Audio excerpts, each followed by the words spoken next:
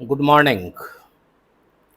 आज हम लोग शुरू करेंगे कि सी प्रोग्रामिंग लैंग्वेज में पहला प्रोग्राम कैसे लिखेंगे।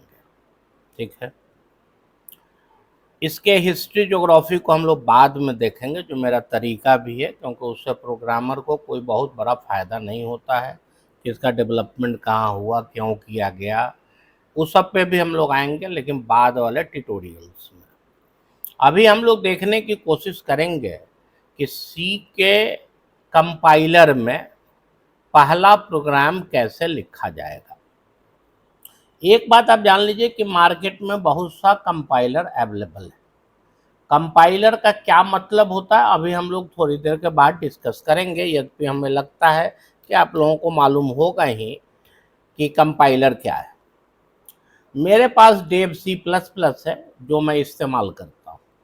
इसका मतलब यह नहीं है कि यही सबसे अच्छा है या इसी का यूज करना चाहिए। हम किसी भी कंपाइलर का यूज कर सकते हैं, क्योंकि सी एक प्रोग्रामिंग लैंग्वेज है, इसीलिए इसका अपना एक ग्रामर है, अपना एक सिंटैक्स है, जो इसके हर कंपाइलर पे हमको मिलता है। ठीक है, इसका क्या मतलब है कंपाइलर का, अभी खैर हम आएंगे। तो हमने जैसा आपसे कहा कि सबसे पहले आप उसके इंटरफेस को खोल लेंगे। जिस भी कंपाइलर का आप यूज कर रहे हैं, हर कंपाइलर अच्छा होता है। तो इसके बाद उस कंपाइलर में देखना पड़ेगा कि फाइल कैसे लिखना है, क्योंकि हर इंटरफेस का कुछ अलग अलग तरीका होता है। यहाँ पे न्यू है और यहाँ आता है सोर्स फाइल, हमने सोर्स फाइल कर दी। अब इसके बाद हम यहाँ पे कुछ बात लिख रहे हैं, पहले हम लिख लेते हैं, फिर हम लोग डिस्कस करेंगे कि हर लाइन का मतलब क्या है।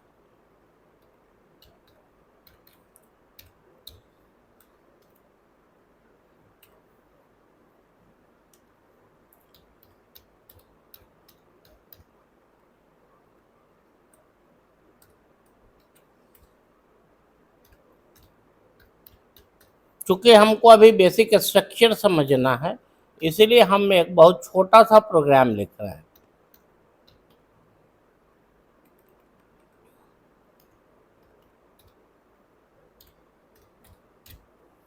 स्टार्ट ऑफ सी हमने लिखा। क्यों इसी फॉर्मेट में लिख रहे हैं, अभी खैर आएंगे उस पर। ठीक है, हमने जो भी यहाँ पे बात लिखा है, आप एक बात जान लीजिए कि यह सारा का सारा उस ग्रामर को एक्सेप्ट करते हुए लिखा गया है जो सी के अंदर दिया हुआ है। एक्सेप्ट का क्या मतलब हुआ, इसको पहले आप समझ लीजिए कि जैसे हिंदी एक लैंग्वेज है, इसका अपना एक ग्रामर है। इंग्लिश एक लैंग्वेज है, उसका एक अपना ग्रामर है। हम अगर हिंदी और इंग्लिश को यूज करना चाहते हैं तो हमको उसके ग्रामर को फॉलो करना पड़ेगा। उसी तरह से सी एक प्रोग्रामिंग लैंग्वेज है, इसीलिए हमको सी के ग्रामर को, जिसको यहाँ टेक्निकली हम लोग सिंटैक्स बोलते हैं, उसको फॉलो करना पड़ेगा। अगर हम नहीं करेंगे तो निश्चित रूप से हमारा काम नहीं हो पाएगा। नहीं होने का क्या मतलब है, अभी खैर तुरंत समझ में आएगा। किसी भी प्रोग्राम से आउटपुट लेने के लिए 3 स्टेप हमको करना पड़ेगा। सबसे पहले एडिट करना है, मतलब कि हमने इसको ओपन किया, हमने यहाँ पे अपने प्रोग्राम को लिख लिया। लिखने के बाद हर कंपाइलर का, हर एनवायरनमेंट का अपना एक तरीका है, उस तरीका को हमको फॉलो करना पड़ेगा। डेव सी प्लस प्लस में हमको इसको सेव करना पड़ता है। असल में है क्या, समस्या क्या है, इसको पहले समझिए।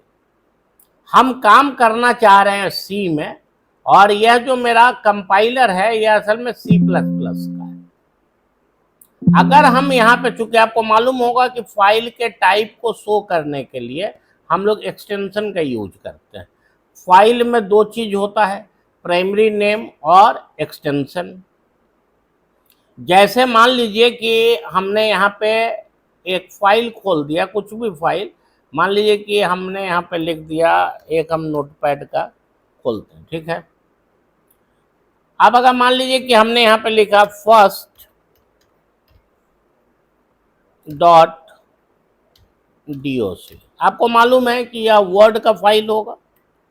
अगर हम फाइल का नाम फर्स्ट ही रखें और इसका अगर एक्सटेंशन अगर हम करते हैं एक्सएलएस, तब यह निश्चित रूप से एक्सेल का फाइल हो जाएगा। इसका मतलब साफ है कि फाइल के एक्सटेंशन का मतलब है।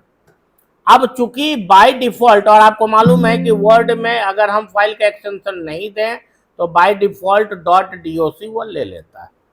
उसी तरह से चूंकि हमारा यह जो एनवायरनमेंट है यह C++ का है, और ऐसे केस में अगर हम फाइल को सेव करते समय मान लीजिए कि हमने इसका नाम दिया P1, अब अगर इसका एक्सटेंशन नहीं देंगे तब यह बाय डिफॉल्ट .cpp लेगा, और तब यह फाइल C का नहीं माना जाएगा, C++ का माना जाएगा।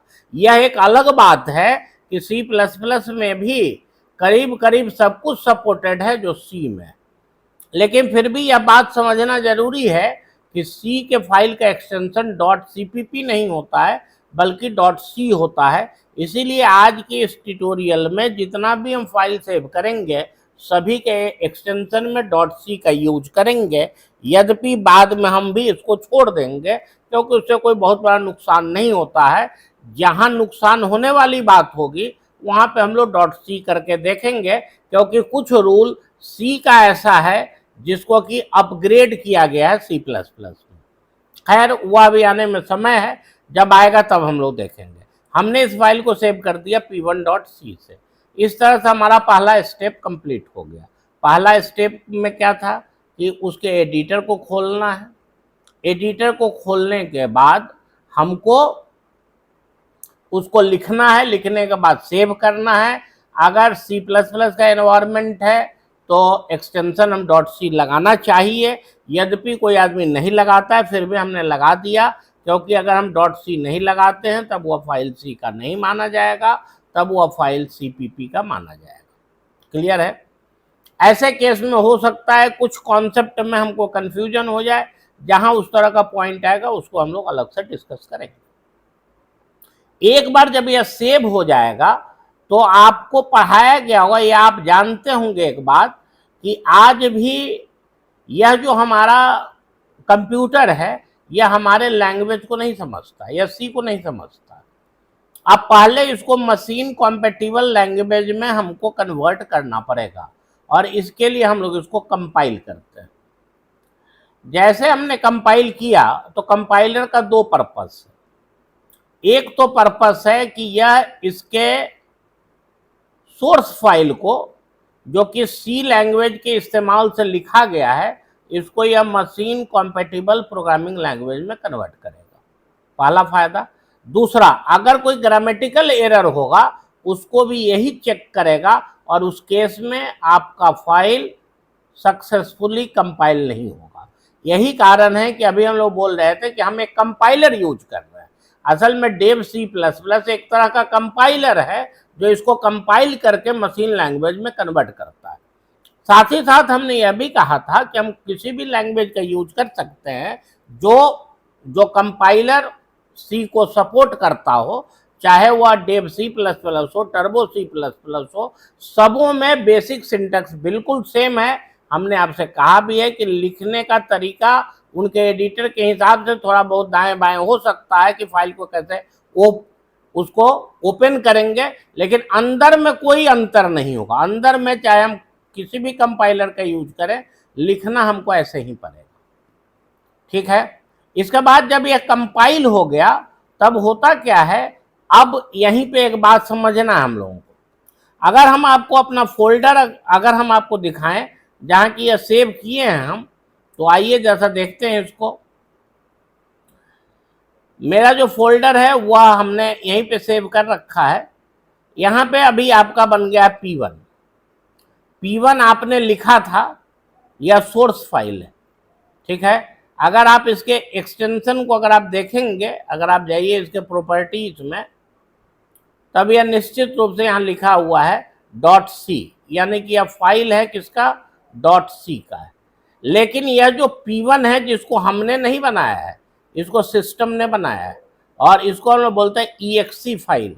असल में जब तक यह फाइल नहीं बनेगा, देखिए यहाँ पे दिया हुआ है exe फाइल, जब तक यह फाइल नहीं बनेगा तब तक हमारा प्रोग्राम एग्जीक्यूट भी नहीं होगा। एग्जीक्यूशन का मतलब होता है कि वह पर्पस जिसके लिए हमने इस प्रोग्राम को लिखा था वह नहीं हो पाएगा। ठीक है? अब असल में है क्या कि चूंकि हम जिस कंपाइलर का यूज करें इसका अपना एक बिहेवियर है। होता क्या है कि सबसे पहले हमने सोर्स फाइल लिखा। सोर्स फाइल लिखा कौन? प्रोग्रामर। इसके बाद हमने कंपाइल किया। कंपाइल करने के बाद एक फाइल बनता है .obj, जिसको हम बोलते हैं ऑब्जेक्ट फाइल। अब आपका यह क्वेश्चन हो सकता है कि .obj फाइल तो यहाँ नजर आ ही नहीं रहा है। यहाँ पे .obj फाइल नजर आ ही नहीं रहा है, यहाँ पे तो डायरेक्ट .exe फाइल नजर आ रहा है। होता क्या है कि ना कुछ कंपाइलर में वह हिडन फॉर्मेट में होता है, लेकिन वह बना जरूर है, क्योंकि .obj फाइल ही हमारे मशीन कोड को रखे हुए है, जिसको हमारा कंप्यूटर समझता है, क्योंकि कंप्यूटर आज भी ह्यूमन लैंग्वेज को नहीं समझता है। यही कारण है कि हम लोग बोल रहे हैं कि हम C++ के कंपाइलर का यूज कर रहे हैं। क्लियर है? दूसरी बात है कि जब हम इसको कंपाइल किए तब उस समय असल में दो पर्पस हुआ। एक तो कंपाइलर आया, कंपाइलर ने इसको चेक किया कि भाई कहीं कुछ हमने गलत सही तो नहीं टाइप किया है। अगर हमने गलत नहीं किया तब इसने ओके कर दिया। इसके बाद एक लिंकिंग होता है। लिंकिंग पे अभी हम तुरंत आएंगे थोड़ी देर के बाद। लिंक होने के बाद ही हमारा जो फाइल है .exe वह क्रिएट होता है। .exe के क्रिएशन का मतलब साफ है, जैसे यहाँ पे जो आपका यह जो फाइल जो बना हुआ है, जिसको कि हम बार बार बोल रहे हैं कि यह .exe फाइल है। यहाँ पे देखिए, यहाँ पे लिखा है .exe फाइल। ऐसे केस में ये इस फाइल के बनने का मतलब साफ है कि हमारे प्रोग्राम में कहीं कोई एरर नहीं है। मतलब आपने एक फाइल बनाया, एक फाइल नजर आ रहा है, हम आपको बिल्कुल बोल रहे हैं कि एक और फाइल बना होगा .obj, लेकिन वो चूंकि इस एनवायरनमेंट का अपना एक इनहेरेंट क्वालिटी है जो कि हमको दिखता नहीं है, लेकिन होगा जरूर, क्योंकि बिना .obj के हमारा मशीन कोड सेव नहीं हो सकता। क्लियर है? अब आ जाइए, इतना होने के बाद तब आप जाइएगा तो आपको यहाँ रन करेगा। रन जैसे हम करेंगे तो डेव C++ में आपका यह आउटपुट यहाँ शो कर रहा है, स्टार्ट ऑफ सी। अब हम लाइन बाय लाइन इसको समझने की कोशिश करेंगे। ठीक है? यह जो हमारा मेन है, चाहे प्रोग्राम 1 लाइन का हो या 1,00,000 लाइन का हो, यह मेन जरूर वहां रहेगा। और जिसके साथ भी इस तरह का डब्बा बना हुआ है, मतलब पैरेंथेसिस ओपन है और क्लोज है, आप तय जानिएगा इसका नाम फंक्शन है। मतलब साफ हो गया कि मेन एक फंक्शन है। इसका मेन काम क्या है? यह कुछ ना कुछ पर्पस के लिए लिखा गया होगा।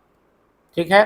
क्योंकि फंक्शन का मतलब वैसे भी आपको मालूम है, बर्थडे फंक्शन हमने किया तो कुछ ना कुछ वहाँ काम होगा सर्टेन, उसी को हम लोग यहाँ पे लिखते हैं। मतलब हुआ कि ना मेन जब काम करेगा तब इसका जो बॉडी है हमारा, यह यहाँ से लेकर के यहाँ तक काम कर रहा।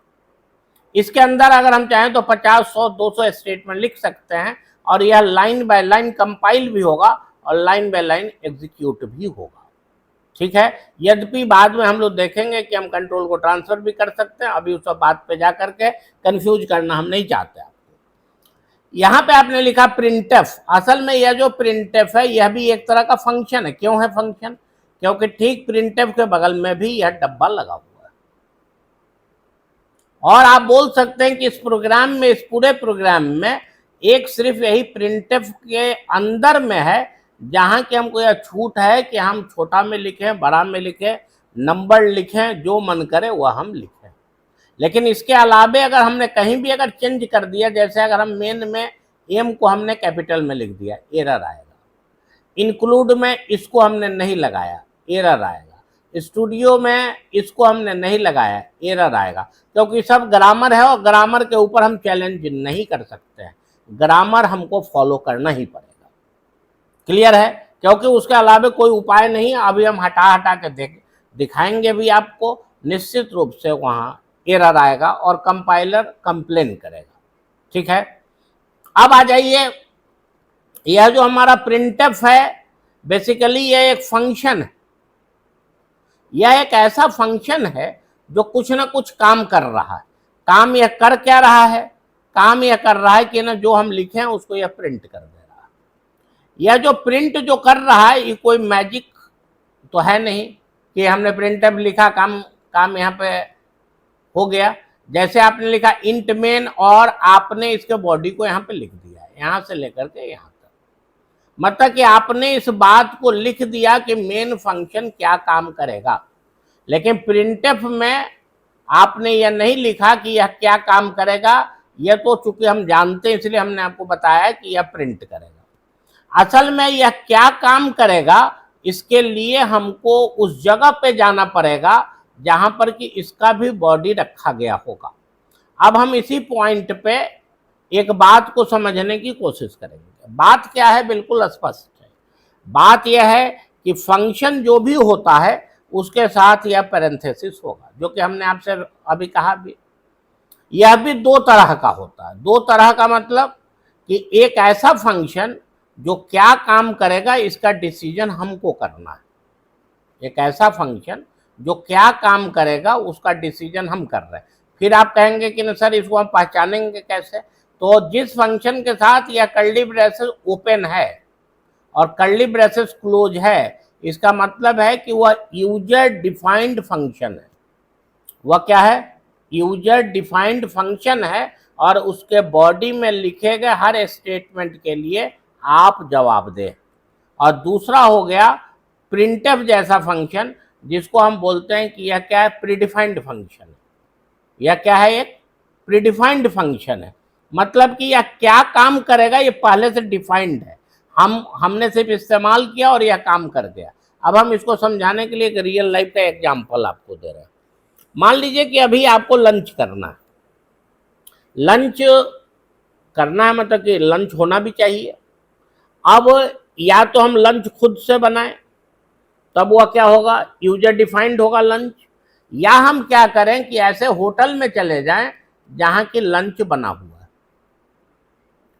मतलब साफ है कि हमको सिर्फ उस होटल का पता मालूम होना चाहिए और हमको लंच मिल जाएगा। या प्रिंटफ उसी तरह का है। प्रिंटफ को अगर काम करना है तो हमको इस लाइन को लिखना पड़ेगा इंक्लूड studio.h। क्यों? यह उसी तरह का केस हुआ कि अगर किसी को लंच करना है तब उसको उस होटल में जाना पड़ेगा। किस होटल में? जहां पर कि इसका डिफिनेशन रखा हुआ है। सेम यही कॉन्सेप्ट यहाँ है। इसीलिए अब अगर आज के बाद कोई भी अगर हमसे पूछेगा कि भाई यह जो studio.h है इसको आपने क्यों आखिर लिखा, इसलिए हमने लिखा क्योंकि प्रिंटफ हम यूज करना चाह रहे थे, ना सिर्फ यूज करना चाह रहे थे बल्कि इसको डिफाइन भी नहीं करना चाह रहे थे। इसका डिफिनेशन है कहाँ? तो इसका डिफिनेशन है studio.h में। ठीक है, इस पूरे लाइन को खैर पूरा का पूरा एक चैप्टर आगे हम लोग देखेंगे जिसको प्री प्रोसेसर बोलते हैं। असल में यह है प्री प्रोसेसर। प्री प्रोसेसर का काम है कि हमको उस जगह से जोड़ देना, हमको मतलब हमारे प्रोग्राम को उस जगह से जोड़ देना जहां पर कि उस एंटिटी का डिफिनेशन रखा हुआ है जिसका हम यूज कर रहे हैं। जैसे प्रिंटफ का बॉडी कहाँ रखा हुआ है? तो studio.h में। इन दोनों में माने studio.h के साथ हमारे प्रोग्राम का कनेक्शन कर कौन रहा है? तो यह जो हमारा प्री प्रोसेसर डायरेक्टिव है इंक्लूड, हैश के साथ इंक्लूड। प्री प्रोसेसर माने प्रोसेस होने से पहले, समझ लीजिए इसको। प्रोसेस अभी हुआ नहीं कि आपका studio.h आपका पार्ट बन गया, या जब तक आपका पार्ट नहीं बनेगा तब तक प्रिंटफ यूज करने में आपको एरर आएगा। क्लियर है? इतना तक में हमको नहीं लगता है कि अब कोई डाउट है। यह जो इंट है खैर इस पे हम आ रहे हैं अभी थोड़ी देर के बाद। अब हमने कहा कि इसके सिंटैक्स को जैसा देख लेते हैं। मान लीजिए कि ना हमने यहाँ पे सेमीकोलन हटा दिया, छोटा सा काम किया। अब हम देखते हैं कि ना यह प्रोग्राम जब हम कंपाइल करेंगे तब यह क्या कर रहा है। जैसे हमने कंपाइल किया, देखिए अब यह एरर देना शुरू कर दिया। साफ साफ लिख रहा है कि भाई एक्सपेक्टेड सेमीकोलन बिफोर रिटर्न। असल में है क्या कि यह एक लैंग्वेज है जहाँ की यह दिया गया है कि भाई हर स्टेटमेंट को हमको टर्मिनेट करना है सेमीकोलन से। यह हो गया पहला पॉइंट जो हमको ध्यान देना है कि हर स्टेटमेंट हमको सेमीकोलन से टर्मिनेट करना है। इसीलिए एक सेमीकोलन यहाँ दिया, एक सेमीकोलन यहाँ दिया। क्लियर है? अब आप बोल सकते हैं कि सर सेमीकोलन यहाँ क्यों नहीं दिए? फिर आप, यह असल में फंक्शन है, यहाँ से इसका लाइफ शुरू हो रहा है। सेमीकोलन का मतलब साफ है लाइफ को खत्म कर देना, ठीक है ना। अगर कोई आदमी सेमीकोलन यहाँ लगा देगा तब क्या होगा, इसको जैसे देख लेते हैं हम लोग। मान लीजिए कि हमने सेमीकोलन यहाँ लगा दिया, ठीक है। अब आइए जैसे देखते हैं, इसको कंपाइल करते हैं। अब देखिए, अब यह कह रहा है कि भाई यहाँ पे यह जो अब जो बॉडी जो है इसका तो कोई अब सेंस ही नहीं रहा ना। अगर यहाँ सेमीकोलन लग गया मतलब मेन यहीं पे खत्म, और मेन जब खत्म तब आप बाद में बॉडी आप लिख रहे हैं, या करीब करीब उसी तरह का केस हो जाएगा। जैसे हम किसी पेशेंट को लेके जा रहे हैं हॉस्पिटल में, उसके गला पे पैर रख दिए, पेशेंट का टर्मिनेशन हो गया, अब बाद में ले जाकर उसको ऑक्सीजन लगा रहे हैं, उसका कोई पर्पस नहीं। इसीलिए जहां स्टेटमेंट है वहां पे सेमीकोलन लगाएंगे, लेकिन ऐसे किसी भी चीज के आगे सेमीकोलन नहीं लगाएंगे जिसका लाइफ अभी खत्म नहीं हुआ है, नहीं तो फिर उसके आगे जो भी बात आप लिखेंगे वह मीनिंगलेस हो जाएगा, ठीक है। अब आइए जैसा हम लोग देखते हैं कि आखिर यह इंट क्या है। असल में इसको बोलते हैं हम लोग रिटर्न टाइप। ये तो खैर हम लोग जब फंक्शन चैप्टर पढ़ेंगे तो हम लोग ज़्यादा डिटेल में वहाँ पे डिस्कस करेंगे, लेकिन एक बात आपको समझना है कि जो भी फंक्शन होगा यह कुछ ना कुछ रिटर्न जरूर करता है। किसको करता है साहब? सवाल यह है कि यह किसको करेगा। यह अपने ओनर को करता है, यह अपने कंट्रोलर को करता है। जैसे एक छोटा सा एग्जाम्पल देना फिर से रियल लाइफ का, कि आपने नौकर को 20 रुपया दिया और आपने कहा कि जाओ 1 केजी मिठाई ले आना। इसका मतलब हुआ कि जब वह फंक्शन खत्म होगा, जब वह फंक्शन खत्म होगा तब वह आपको 1 केजी मिठाई देगा। मतलब कि आपको 1 केजी मिठाई मिला, या आप 1 केजी मिठाई के लिए आप बैठे होंगे, ठीक है। ऐसा भी हो सकता है कि आपने नौकर को 20 रुपया दिया और आपने कहा कि 1 केजी मिठाई खा लेना, तो नौकर जाएगा, नौकर खा लेगा, आपको तो कुछ मिलेगा नहीं। इसका मतलब हुआ फंक्शन कंप्लीट भी हुआ, आप वहाँ कंट्रोलर थे भी, लेकिन आपको कोई भी वैल्यू नहीं प्राप्त हुआ। क्लियर है? अब आ जाइए, यहाँ पे क्या होता है कि यह जो मेन फंक्शन है इसका भी एक कॉलर, कोई ना कोई बैठा हुआ है जो इसको कंट्रोल दे रहा है। अभी हमने आपसे कहा कि कंपाइलेशन और एग्जीक्यूशन अलग अलग प्रोसेस। जब हम प्रोग्राम को कंपाइल करेंगे तब यह टॉप टू बॉटम करता है, माने ऊपर से नीचे यह आएगा और यह काम करेगा। जिसमें कि मेन काम क्या है इसका, कि हमारे इस कोड को यानी इंस्ट्रक्शन को वह मशीन कॉम्पेटिबल कोड में कन्वर्ट कर दे। पहला काम है। दूसरा तो खैर उसका काम है ही कि वह सिंटैक्स चेक करता है, यानी कि ग्रामर चेक करता है। लेकिन जब हम इस प्रोग्राम को एग्जीक्यूट करते हैं, जो कि हम यहाँ बोल भी रहे हैं रन करना, जब आप रन करेंगे तब यह प्रोग्राम रन करेगा मेन से। आगे चल के जब हम लोग 25-50 फंक्शन भी लिखेंगे एक ही प्रोग्राम में, फिर भी हमारे प्रोग्राम का एग्जीक्यूशन कहाँ से शुरू होगा? मेन से। और मेन जब एग्जीक्यूट करता है तो अपने से एग्जीक्यूशन नहीं हो सकता, ये भी अब तय आप समझिए। इसको एग्जीक्यूट करने का रिस्पॉन्सिबिलिटी रन टाइम एनवायरनमेंट का होता है, जिसमें कि ओएस सबसे प्रोमिनेंट एंटिटी है। यानी कि आप बोल सकते हैं कि यह जो मेन फंक्शन है इसको कंट्रोल ट्रांसफर कौन किया? तो इसको कंट्रोल ट्रांसफर किया main function, sorry OS, operating system. इसका मतलब हुआ कि ऑपरेटिंग यह भी जब अपना काम जब खत्म करेगा तब यह भी कंट्रोल ट्रांसफर करेगा किसको? ओएस को। अब चूंकि यहां लिखा हुआ इंट, इंट का मतलब आप यही समझिए इंटीजर से है, मतलब जो इसका कॉलर है यानी ओएस, ऑपरेटिंग सिस्टम वेट कर रहा है कि मेन फंक्शन अपने काम को खत्म करने के बाद हमको एक इंटीजर वैल्यू वापस करेगा। इसीलिए यहां लिख दिया हमने रिटर्न 0। 0 के जगह पे, क्योंकि बाद में जब हम लोग डाटा टाइप पे आएंगे इंट का क्या मतलब है तब आप देखिएगा वहां इसका रेंज है, हम कोई भी वैल्यू लिख सकते हैं। मान लिया हमने यहाँ पे 40,000 लिख दिया, ठीक है। 40,000 का मतलब क्या होगा इसको जरा सा हम लोग समझ लें। देखिए इसे आपके रन करने पे कोई फर्क नहीं पड़ना। यह जो 40,000 जो आपने लिख दिया इसका मतलब यही है सिर्फ कि मेन फंक्शन खत्म होने के बाद, माने अपने काम को कंप्लीट करने के बाद ऑपरेटिंग सिस्टम को यह एक वैल्यू वापस कर रहा है जो 40,000 है। इससे क्या फायदा है, क्या नुकसान है, ये सब बात हम लोग फंक्शन में पढ़ेंगे, ठीक है ना। लेकिन एक बात आप तय जानिए कि मैक्सिमम राइटर या मैक्सिमम प्रोग्रामर इसको 0 ही लिखता है, लेकिन हम सिर्फ 0 ही लिखेंगे या नहीं। अगर हमारी इच्छा करे तो हम कोई भी वैलिड इंटीजर लिख सकते हैं जो कि सी में एक्सेप्टेड होना चाहिए, क्योंकि आप एक लैंग्वेज पे काम कर रहे हैं, हर जगह आपको फ्रीडम नहीं मिला हुआ है, ठीक है। वहां पे हमको सी के उसको देखना पड़ेगा, बेसिक बात। क्लियर है? या जो प्रिंटफ है या क्या है, या फिर प्रीडिफाइंड फंक्शन है, इसको यूज करने के लिए हमने studio.h लगाया। तो अभी तक जो हम लोग बात पढ़े उसमें हम लोग बोल सकते हैं कि सी में जो भी स्टेटमेंट होगा यह सेमीकोलन से टर्मिनेट होगा, जरूरी है। जिसके साथ यह डब्बा लगा हुआ है वह एक फंक्शन है। फंक्शन दो तरह का है, ऐसे फंक्शन में जहां कि हम कर्ली ब्रेसेस ओपन करके लिख रहे हैं कि नहीं यह क्या काम करेगा, उसको बोलेंगे यूजर डिफाइंड फंक्शन।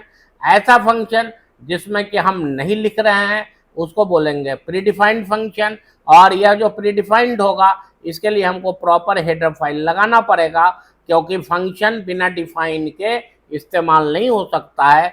जैसे अगर हम चाहें कि बिना लंच बने हुए हम खा लें, चाहे लंच हम बनाएं चाहे लंच होटल वाला बनाए, किसी न किसी को बनाना पड़ेगा। क्लियर है? उसी केस में हम लोग उसका इस्तेमाल कर सकते हैं। क्लियर है? अब आइए कुछ और बात पे हम लोग डिस्कस कर लें, प्रोग्राम को आगे बढ़ाते हैं और धीरे धीरे थोड़ा सा हम लोग को पेशेंस रखना होगा, क्योंकि धीरे धीरे करके हम लोग सारे बात को समझने की कोशिश करेंगे। अब अगर मान लीजिए कि हमको दो चीज प्रिंट करना है, तो एक तो खैर आप जान लीजिए ये जो प्रिंटफ है इसके अंदर आप कुछ भी लिखते चलिए। हाँ, उससे पहले कुछ बात जरा हम लोग समझ लें कि असल में यह केस सेंसिटिव प्रोग्रामिंग लैंग्वेज माना गया। केस सेंसिटिव मतलब कि इसके लिए छोटा ए में और बड़ा ए में फर्क है। फर्क इसलिए है क्योंकि जब आप लिखते हैं तब उसका एक मतलब है जो हम लोग कैरेक्टर में पढ़ेंगे, उसको हम लोग आस्की वैल्यू बोलते हैं। जैसे छोटा वाला ए अगर कोई आदमी का लिखता है तो फिर सिस्टम उसको 97 समझता है, और अगर बड़ा वाला ए अगर लिखता है तब वह उसको 65 समझता है। अब आप समझ गए होइएगा कि न केस सेंसिटिव का मतलब है क्योंकि हमारे और आपके लिए दोनों ए सेम, लेकिन हकीकत यह है कि उनके लिए छोटा ए 97 है और बड़ा ए 65। ऐसे केस में यह केस सेंसिटिव प्रोग्रामिंग लैंग्वेज है। इसीलिए हमने आपसे कहा भी था कि ना यहाँ पे जो भी लिखना है छोटा में छोटा ही में लिखिएगा, नहीं तो एरर आए। हाँ, इसके अंदर आपको बिल्कुल फैसिलिटी है प्रिंटफ के अंदर कि आप छोटा में लिखे बड़ा में लिखे, क्योंकि इसको प्रिंट होना है। और ऐसे केस में सिस्टम अपने तरफ से कोई इस पर अटेंशन नहीं लेगा, जो आप लिखिएगा उसको वह प्रिंट कर देगा। ठीक है ना? तब दूसरा इंपॉर्टेंट बात हुआ कि यह क्या है, केस सेंसिटिव है। तीसरा इंपॉर्टेंट बात हम लोग बोल सकते हैं क्या है कि प्रोग्राम में एक ही मेन फंक्शन हो सकता है। क्यों? क्योंकि प्रोग्राम का एग्जीक्यूशन यानी प्रोग्राम का जो एंट्री पॉइंट है उसको हम लोग बोलते हैं मेन फंक्शन। अब अगर एंट्री पॉइंट 2 होगा तब तो फिर तो रन टाइम एनवायरनमेंट को समझ में आएगा नहीं कि हम कहाँ से काम करें। यह तो उसी तरह का हो जाएगा जैसे किसी भी फैमिली में नंबर ऑफ गार्जियंस कितना होना चाहिए, एक से अधिक अगर होगा तो फिर डिसीजन नहीं हो पाएगा और फैमिली बराबर हैंग करेगा, क्योंकि एक कोई बोलेगा कि हम ईस्ट जाएंगे तो फिर दूसरा कहेगा कि हम वेस्ट में जाएंगे। इसीलिए एक ही मेन होगा, अधिक से अधिक भी एक ही मेन, कम से कम एक मेन। क्लियर है? प्रोग्राम जब कंपाइल होगा तब यह टॉप टू बॉटम होगा, जब यह एग्जीक्यूट होगा तब यह मेन से शुरू होगा। ठीक है? अब आइए, इसके बाद हमने कहा था क्या ना, कंपाइलेशन के बाद लिंकिंग होता है। लिंकिंग का मतलब क्या था कि प्रिंटफ को यूज करने के लिए हमने लिख दिया था studio.h, लेकिन अपने से तो ये तो फिर यहाँ से यहाँ जाएगा नहीं। क्यों? क्योंकि प्रिंटफ का बॉडी रखा हुआ है studio.h में। तब उस केस में लिंकर पिक्चर में आता है और तब जाकर हमारा .exe फाइल बनता है, जो हमने आपको दिखाया भी है कि ना आपने एक फाइल बनाया P1 जिसको हम बोलते हैं सोर्स फाइल, लेकिन जब हम इसको कंपाइल करेंगे तब यह बेसिकली .exe फाइल बनेगा। ठीक है? और जब यह .exe फाइल जब बनेगा तभी जाकर के यह रन कर पाएगा। अगर यह रन नहीं कर रहा है इसका मतलब हुआ .exe फाइल सही काम नहीं कर रहा। ठीक है।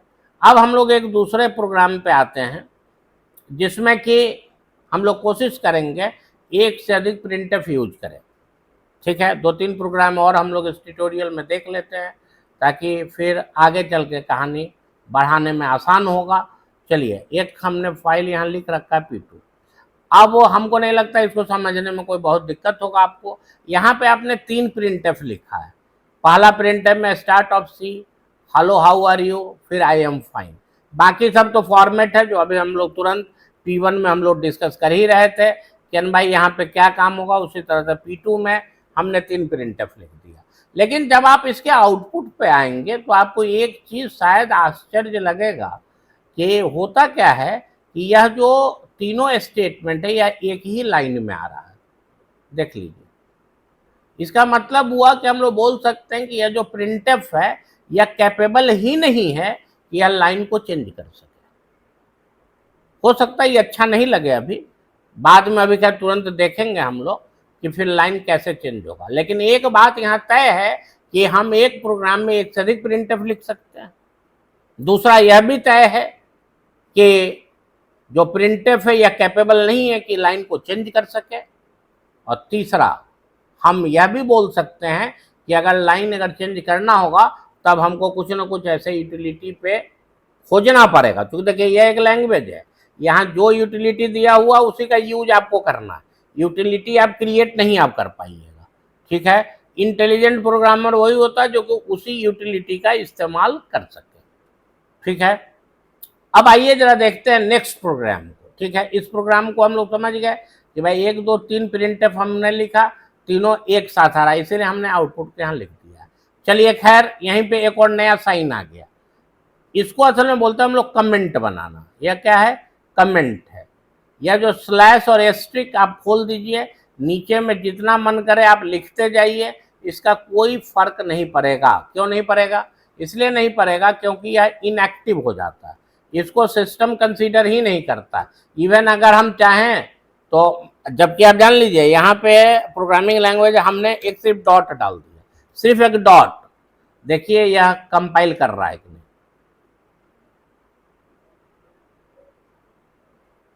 कंपाइल ही नहीं करेगा। मतलब कि इवन एक डॉट भी अलाउड नहीं है। लेकिन इसी डॉट को अगर कोई आदमी इसके अंदर अगर डाल दे, मान लीजिए इसके अंदर, तब क्या होगा? तब यह एक्सेप्टेड है, यद्यपि इसका कोई आउटपुट नहीं आएगा, क्योंकि जहां आपने उसको लिखा उस सिंबल के अंदर, तो सिस्टम उसको इनएक्टिव समझता है, जिसको कि हम लोग बोलते हैं कमेंट्स। ठीक है, मतलब कमेंट देने का एक ही तरीका है। इससे होता क्या है कि प्रोग्रामर किसी को भी रेफर करने के लिए या रेफरेंस के लिए, फ्यूचर रेफरेंस के लिए, वह अगर चाहे तो प्रोग्राम के अंदर ऐसा सिंबल दे करके काम कर सकता है। यह असल में 2 तरह का होता है। आइए यहीं पे खैर इसको खत्म ही कर दें। 2 तरह में क्या होगा? एक तो यह होगा मल्टी लाइन बोलते हैं, यद्यपि खैर इसका इस्तेमाल करके हम सिंगल लाइन कमेंट भी कर सकते हैं। या एक क्या होता है, मान लीजिए कि ना अभी हम नेक्स्ट प्रोग्राम में उसको यूज किए हुए हैं, तब हम लोग वहां पे देखो, उसको हम लोग बोलते हैं सिंगल लाइन कमेंट। ठीक है ना, कमेंट के यूज करने में कंजूसी नहीं करते हम लोग, इसलिए कि जितना ज़्यादा कमेंट रहेगा फ्यूचर रेफरेंस हमारा उतना अच्छा बनेगा, इस पर कोई शक नहीं है। अब आइए जरा हम लोग नेक्स्ट प्रोग्राम पे आते हैं और देखते हैं कि उसमें क्या है।